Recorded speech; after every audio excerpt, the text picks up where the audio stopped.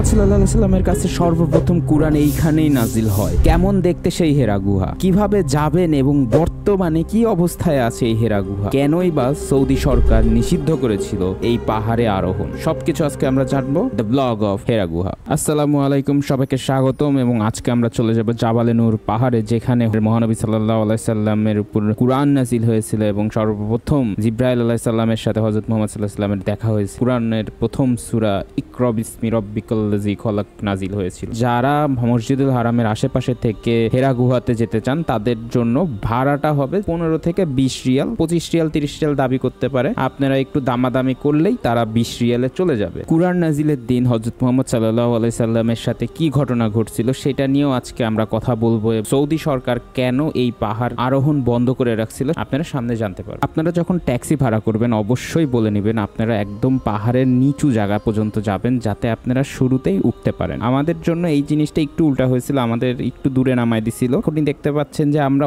অনেকখানি অংশ পায়ে হেঁটে উঠতে হয়েছিল। সেটা আসলে খুবই কষ্টকর, কারণ একদম স্টিপ, অলমোস্ট 60 ডিগ্রি অ্যাঙ্গেলের রাস্তা, যেটা হচ্ছে আপনার আরোহণের জন্য অনেক বেশি বেগ পেতে হবে, কারণ পরবর্তীতে আপনাকে পুরো পাহাড়টা সিঁড়ি ভেঙে উঠতে হবে। সো এইটা আপনারা অবশ্যই মিটমাট করে নেবেন। কিছু শুকনা খাবার এবং পানি নিয়ে আসার চেষ্টা করুন। জাবালে নূরের একদম পাদদেশে এই সাইনবোর্ডটা দেয়া আছে, যেটার উদ্দেশ্য এই হেরা গুহাতে যাওয়া আপনাদের জন্য প্রোহিবিটেড বা নিষিদ্ধ। এটার প্রধান কারণ হিসেবে চিহ্নিত করা হয় কনস্ট্রাকশন। তাছাড়া এখানে অনেক ধরনের বিদাত চালু আছে, যেটাকে ঘিরেই মূলত এই নিষিদ্ধটা সৌদি সরকারের পক্ষ থেকে। তো আমরা ওই বিদাতগুলা থেকে বিরত থাকার চেষ্টা করব এবং সামনে আমরা দেখাই দিব যে আসলে কি ধরনের বিদাত হয়ে থাকে। এইখানে আসার জন্য সর্বোত্তম সময় ফজরের নামাজের পরপরই, যখন একটু রাত থাকবে আপনারা গাড়ি নিয়ে চলে আসবেন। এতে হবে কি সূর্যের যে হিটটা এটা আপনার উপর পড়বে না, আরামে সিঁড়ি দিয়ে আপনারা উপরে উঠে চলে যেতে পারবেন। পাহাড়ে ওঠার সময় প্রচন্ড পানির তৃষ্ণা এবং কিছুটা খিদা পেলে যখন খেতে বসি দেখি বিড়ালটা কাছে চলে আসে এবং তাকে আমি কিছুটা খাবার এবং কিছুটা পানি দিই, জমজমের পানি। আপনারা চিন্তা করে দেখেন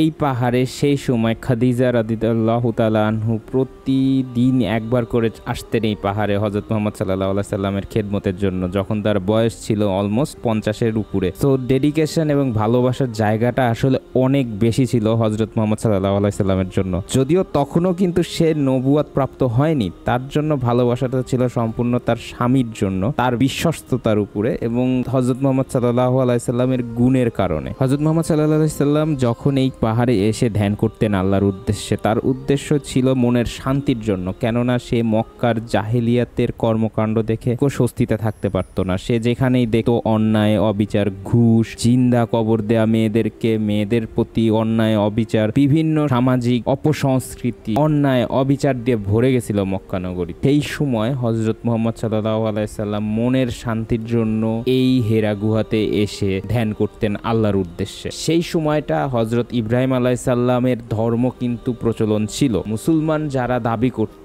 বা ইসলামের পথে যারা ছিল তারা হচ্ছে ইব্রাহিম আলাইহিস সালামের ধর্মের কিন্তু পালন করত। ইব্রাহিম আলাইহিস সালামের ধর্ম পালন করার সময় হযরত মুহাম্মদ সাল্লাল্লাহু আলাইহি সাল্লামের কাছে মনে হইতো যে এটা পরিপূর্ণ না, কিছু একটা মিসিং, কিছু একটার জন্য তার চাহিদা, সেই জিনিসটা তখন সে বুঝতে পারতো না। হযরত মুহাম্মদ সাল্লাল্লাহু আলাইহি সাল্লাম এর এমন একটা সময় যাচ্ছিল যখন ভালো লাগাটাও ভালো লাগতেছিল না, তার কি ভালো লাগবে সেটাও সে বুঝতে পারতেছিল না, নিজে অনেকটা হতাশার মধ্যে ছিল। সেই সময় সে এমন একাকী এক জায়গায় আল্লাহর কাছে সম্পূর্ণ একাকিত্বভাবে দোয়া করত। ঠিক এমন সময়ে আমাদের পরম করুণাময় অসীম দয়ালু আল্লাহ তাআলা জিবরাইল আলাইহিস সালামের মাধ্যমে হযরত মুহাম্মদ সাল্লাল্লাহু আলাইহি সাল্লামের কাছে প্রথম ওহী নাজিল করেন এবং সেটি ছিল ইকরা, পড়ো বিসমি রাব্বিকাল্লাযী খলাক, তোমার প্রভুর নামে। এবার আপনি কল্পনা করুন সেই রাতের কথা, যে রাতে হযরত মুহাম্মদ সাল্লাল্লাহু আলাইহি সাল্লামের কাছে কুরআন নাজিল হয়েছিল, সেই জায়গার কথা যেইখানে নাজিল হয়েছিল। আপনি চিন্তা করে দেখেন, এইটাই সেই জায়গা যেখানে জিবরাইল আলাইহিস সালাম এবং হযরত মুহাম্মদ সাল্লাল্লাহু আলাইহি সাল্লাম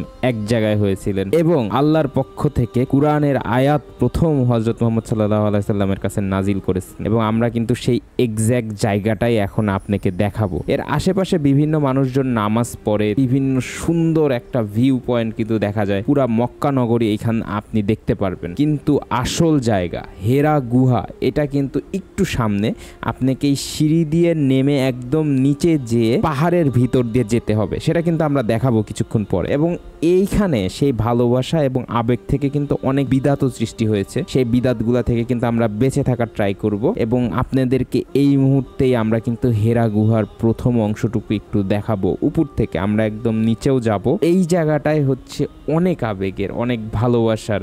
সুবহানাল্লাহ, এইটাই সেই গুহা যেখানে হযরত মুহাম্মদ সাল্লাল্লাহু আলাইহি সাল্লামের কাছে আল্লাহর পক্ষ থেকে ওহী নাজিল হয়েছিল এবং জিবরাইল আলাইহিস সালাম কিন্তু এখানেই ছিলেন। হেরা গুহাতে যাওয়ার জন্য প্রথমে আমাদেরকে এই সিঁড়িগুলো দিয়ে একটু নিচে নামতে হবে, কারণ গুহাটা একটু নিচের দিকে। আমরা এতক্ষণ পাহাড়ের একদম চূড়াতে ছিলাম। এই পাহাড়টাকে আপনি 3 জায়গা থেকে মূলত উঠা যায়।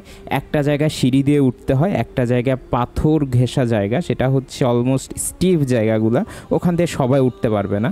যাদের ইচ্ছা আছে সেখান দিয়ে উঠতে পারবেন, বাট এটা সম্পূর্ণ আপনাদের ব্যাপার। এবং আমরা কিন্তু এখন এই নিচে দিয়ে চলে যাব, যেখানে ওপারটাতেই মূলত হেরা গুহাটা অবস্থান করতেছে। হযরত মুহাম্মদ সাল্লাল্লাহু আলাইহি সাল্লাম যেই রাতে ওহী নাজিল হয় তার উপরে, সেই রাতে কিন্তু সে প্রচন্ড ভয় পেয়ে যায়। স্বাভাবিকভাবে একজন ফেরেশতা যখন আপনার সামনে আসবে, আপনি যতই অসাধারণ মানুষ হন, একটা ভয় ভীতি কিন্তু কাজ করবে। সেই ভয় ভীতি থেকেই কিন্তু সে এই পাহাড় থেকে নেমে উম্মুল মুমিনিন খাদিজা রাদিয়াল্লাহু তাআলা আনহুর কাছে যায় এবং যে বলে যে আমাকে আবৃত করো তোমার চাদর দিয়ে, আমি মনে হয় মারা যাব। এটা একটা সহিহ হাদিসেই আছে যে সে এতটা আতঙ্কিত হয়েছিল। খাদিজা রাদিয়াল্লাহু তাআলা আনহু হযরত মুহাম্মদ সাল্লাল্লাহু আলাইহি সাল্লামের কাছ থেকে সম্পূর্ণ ঘটনা শোনার পর শেষ নির্দ্বিধায় বিশ্বাস করে, যেহেতু হযরত মুহাম্মদ সাল্লাল্লাহু আলাইহি সাল্লাম বলতিছে। এরই পরমুহূর্তে খাদিজা রাদিয়াল্লাহু তাআলা আনহু হযরত মুহাম্মদ সাল্লাল্লাহু আলাইহি সাল্লামকে আশ্বস্ত করেন যে আপনাকে কেউ মারতে চাবে না, আপনি কারো অপরাধ করেননি, কারোর সাথে বেআইনি কোনো কাজ করেননি, কারোর সাথে দুর্নীতি করেননি, কারো আমানতের খেয়ানত করেননি, এই কারণে কেউই আপনাকে মারতে চাবে না ইনশাআল্লাহ।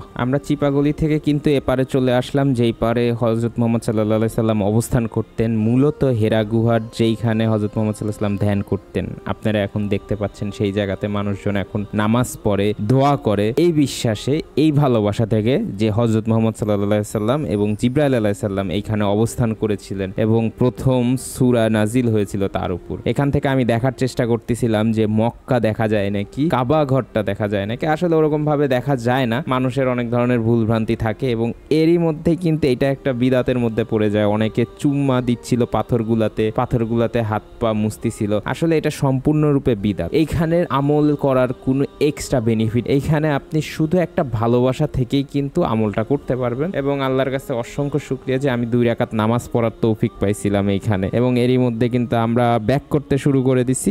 এই এত দূর অংশ কিন্তু আমরা উপরে উঠে এসেছি।